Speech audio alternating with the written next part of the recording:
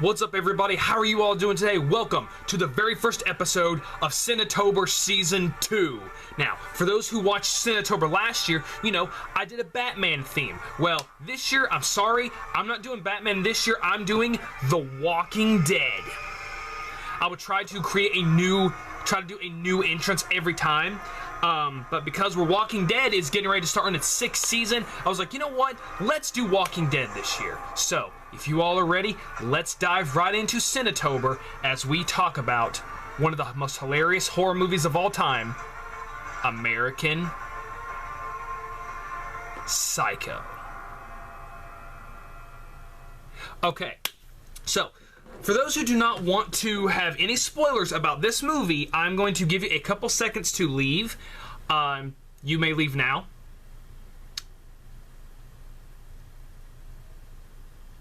Alright, for those who went and watched American Psycho, welcome back. For those who did not leave, I'm glad you stayed. Let's get right into American Psycho. So, American Psycho it's based on a novel which I am actually reading. It is about this guy named Patrick Bateman, but it is not really about Patrick Bateman. It's more about this kind of society, because this movie takes place in the 80s, and how, like, dating was back then, how men were like that back then, how women perceived things like that back then. And this movie partakes in with a man known as Patrick Bateman, who spends his time working at an office, P&P, who spends most of his time when he's not working, he's hanging out with his friends, drinking, judging people, being rich snobs, talking about like the kind of girls that they like, what kind of certain things that a woman has to have for them to want to have sex with them. Patrick Bateman is the kind of person who, he says in his inner monologue, now, that's another thing. This movie has a lot of inner monologues, but the fact of the matter is that it works because it talks about like what this person is going through, and it actually works, unlike how Michael Bay did it in Pain and Gain. None of the monologues are annoying, they have a point, they make sense, and this is done really well.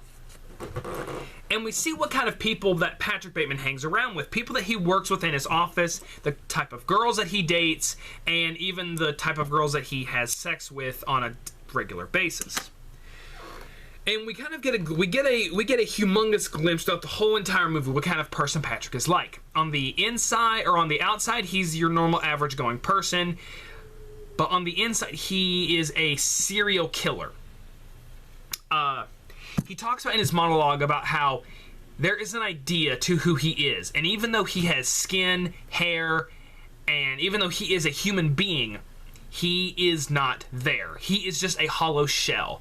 And it talks about like how a lot of people in this day and age are kind of the same, except Patrick Bateman is a little bit different. So like, a lot of people in this movie call people by other names. Patrick is mistaken for someone named Marcus. Patrick is called many other names, and he uses that to his advantage so he can get close to certain people, but only to get things what he wants. Like, for example, there's this one work person who he absolutely, actually no, there's a bunch of people he cannot stand, but there is this one employee that everyone is kind of jealous of and everyone kind of not really fears but wants to be. It's this guy named Paul Allen, and in order to get close to him, he calls himself this guy Marcus so we can talk to him about the account that he has.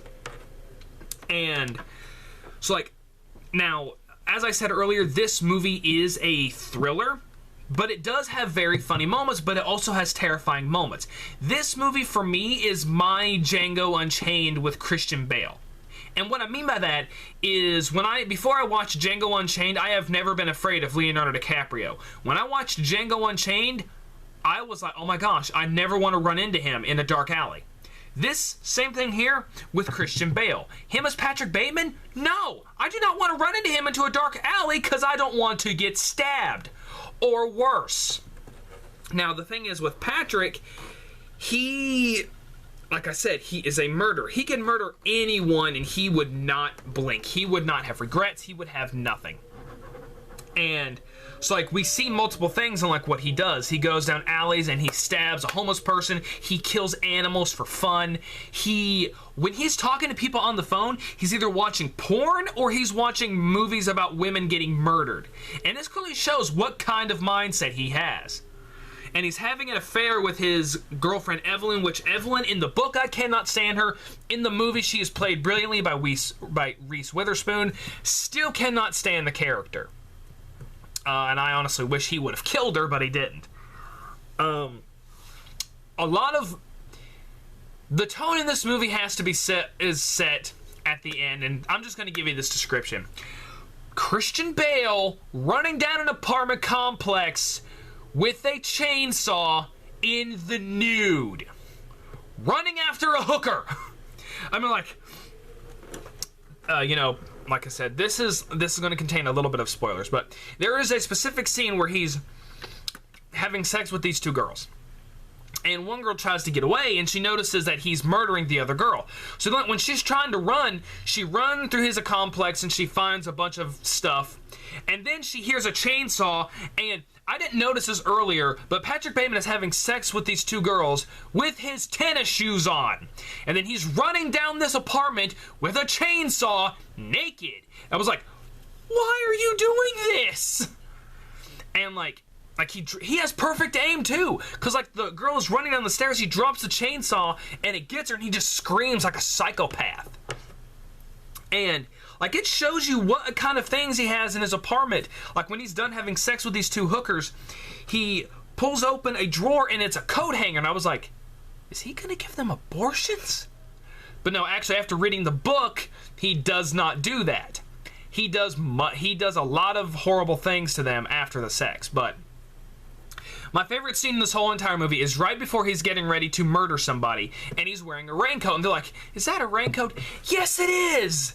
And then he's like, hey! And then he starts attacking him with an axe, and he's yelling, and then he's screaming, and then afterwards, he's just smoking a cigar.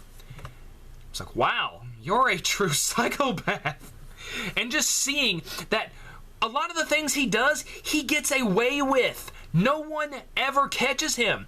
And it's because it's in this set in time where no one really pays attention because everybody's too focused on how they look, how the women look, how others perceive of them. It really kind of creates this, I guess you want to say, this invisible barrier that no one notices all these weird things. Like when they're in this club and he's trying to get a drink and he tries to give a card. She's like, these don't work good in here. We only take cash.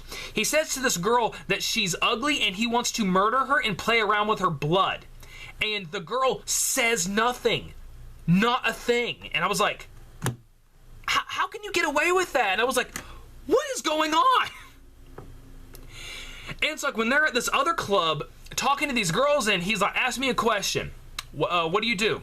I'm into murders and executions mostly. And this girl's like, do you like it? Well, that depends. What do you mean? And she's like, well, most people I know that are into mergers and expositions. I was like, that's not what he said. And it's just like, oh my gosh, why is he able to get away with this? Now, I'm not gonna lie, this movie is not for people who are squeamish, because this movie is disturbing, but it is hilarious. Another good scene is when he's at this laundromat. And, you know, he's trying to get his sheets clean, but the woman knows what's on these sheets. It's blood. And so, like, he's like, I can't even talk to you. And so, like, when she's screaming in this language, he's like, if you don't shut your mouth, I will kill you. And I was just like, what the heck? And then someone comes in there and they see these things and they're like, what the heck is on those sheets? Oh, it's just cranberry juice. No, it's not! Oh my gosh. I laugh at this movie harder and harder the more I see it. And the more I watch it, the more disturbed I get by Christian Bale. He was perfect for this role. And there was at a time when he was not going to play this role because his agent was like, oh, come on, man, do not do this movie. It's going to be a career ender. But it actually wasn't. Now, I have watched some interviews where they said that maybe if they had waited a little bit longer, the movie would have done better. But, I mean, I honestly don't see a problem with this movie at all. And the ending, that is something that you are going to have to figure out for yourself. Because the ending of this movie is you wonder, did he really do the things he did? And I'm going to stop right there because I do not want to give this away, because it is a really mind thinker, because the movie kind of leaves you to where, well, do you think he did it or do you think he didn't? The movie has a good ending to, and honestly, it talks about like how the confessions that he eventually ends up doing to his secretary, who is in love with him, and when he talks to his lawyer, there's like one point like where he finally has his mental breakdown and he talks to some people. When he talks to his lawyer, he mentions some things that they do not show in the movie, and so it really makes you wonder, okay, well, what's really going on? Like, you wonder, is he actually doing this, or does he think about this constantly? And it is a great movie. American Psycho, I'm going to give this movie an A. Christian Bale does a great job as Patrick Bateman. This movie is hilarious. It has a really good point to it. It is disturbing.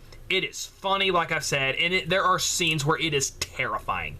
Christian Bale does a great Patrick Bateman. I strongly recommend you watch this film.